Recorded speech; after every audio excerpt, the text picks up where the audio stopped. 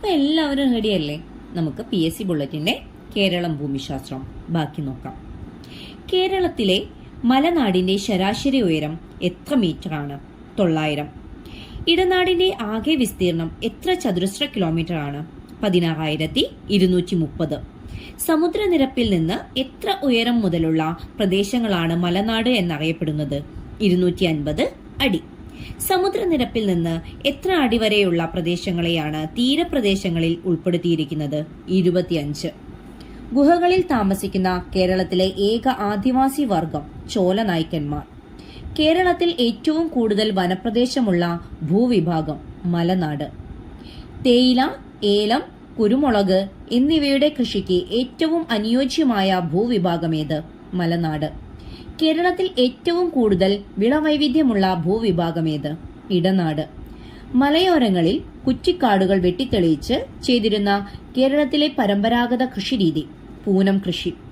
കേരളത്തിലെ ഏറ്റവും വലിയ ആദിവാസി വിഭാഗം പണിയർ.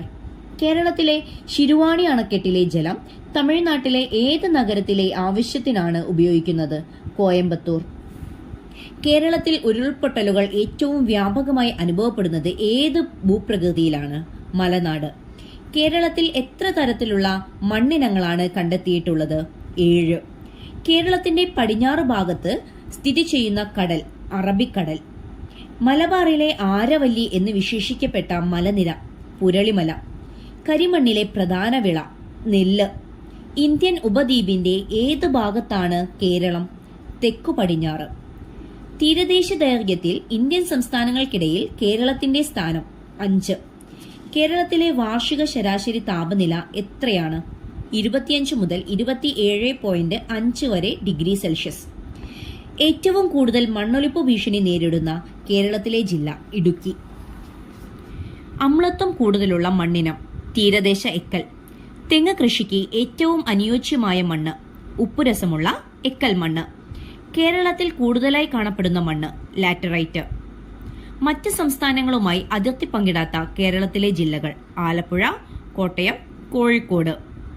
ഭക്ഷ്യധാന്യങ്ങൾ, പച്ചക്കറികൾ, കിഴങ്ങുവർഗ്ഗങ്ങൾ തുടങ്ങിയവയുടെ കൃഷിക്ക് ഏറ്റവും അനുയോജ്യമായ ഭൂവിഭാഗമേത്? ഇടനാട്. കേരളത്തിൽ ചെമ്മണ്ണ് കാണപ്പെടുന്ന താലൂക്കുകൾ തിരുവനന്തപുരം, നെയ്യാറ്റിൻകര. കേരളത്തിൽ കാണപ്പെടുന്ന മണ്ണിനങ്ങളിൽ ഭൂരിഭാഗം പ്രദേശത്തും കാണപ്പെടുന്നത് ലാറ്ററൈറ്റ്. അപ്പർ കുട്ടനാട് പ്രദേശത്ത് കാണപ്പെടുന്ന മണ്ണിനം കരപ്പാടം മണ്ണിനം. കേരളത്തിൽ കരിമണ്ണ് കാണപ്പെടുന്ന ജില്ലകൾ ആലപ്പുഴ, കോട്ടയം. കേരളത്തിൽ ഏറ്റവും വ്യാപകമായി പ്രകൃതി ദുരന്തം ഉരുൾപൊട്ടൽ. കേരളത്തിൽ ഏറ്റവും കൂടുതൽ കാണപ്പെടുന്നത് ഏത് തരം ശിലകളാണ്? കായാന്തരിത ശിലകൾ. കേരളത്തിന്റെ ആകെ വിസ്തൃതിയുടെ എത്ര ശതമാനമാണ് ഇടനാട്? 41.76%. റബ്ബർ കൃഷിക്ക് ഏറ്റവും അനുയോജ്യമായ ഭൂവിഭാഗം ഇടനാട്. അടുത്തത് നമുക്ക് കേരളത്തിലെ മലകളെക്കുറിച്ച് നോക്കാം. സഹ്യാദ്രി എന്ന പേരിലും അറിയപ്പെടുന്നത് പശ്ചിമഘട്ടം. കേരളത്തിലെ ഏറ്റവും ഉയരം കൂടിയ കൊടുമുടി ആനമുടി. കേരളത്തിലെ ഏറ്റവും ഉയരം കൂടിയ രണ്ടാമത്തെ കൊടുമുടിയായ മീശപ്പുലിമല ഏത് ജില്ലയിലാണ്? ഇടുക്കി. ആനമുടിയുടെ ഉയരം 2695 മീറ്റർ. ആനമുടിയുടെ വടക്ക് കിഴക്ക് സ്ഥിതി ചെയ്യുന്ന മലനിര ഏതാണ്? പളനിമല. പുരളിമല ഏത് മലനിരകളുടെ ഭാഗമാണ്? ബ്രഹ്മഗിരി. മലയോര സുഖവാസ കേന്ദ്രമായ പൊന്മുടി ഏത് ജില്ലയിലാണ്? തിരുവനന്തപുരം.